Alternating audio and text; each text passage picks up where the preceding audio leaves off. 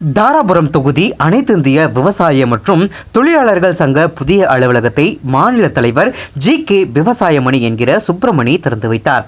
திருப்பூர் மாவட்டம் தாராபுரம் தொகுதி அனைத்து இந்திய விவசாய மற்றும் தொழிலாளர்கள் சங்கத்தின் அலுவலக திறப்பு விழா bishop top college road KMCB வளாகத்தில் நடைபெற்றது.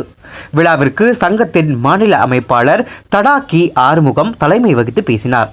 தாராபுரம் நகர தலைவர் M. பாபு, ஒன்றிய தலைவர் N. ஆறுசாமி ஆகியோர் முன்னிலை வகித்து பேசினார்.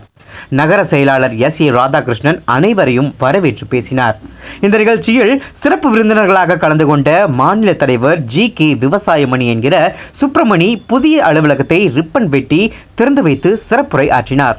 இதில் வழக்கறிஞர்கள் முத்தமிழ் வேந்தன், திலகவர்மா, திருப்பூர் வர்த்தக அணி மாநகர தலைவர் நாகேந்திரன், அவினாசி தொகுதி தொழிலாளர் பிரிவு தலைவர் மகேந்திரன், திருப்பூர் வடக்கு பகுதி பொறுப்பாளர் வேலுசாமி, 17வது வார்டு ஆறுமுகம் உள்ளிட்டவர்கள் வாழ்த்தி பேசினர்.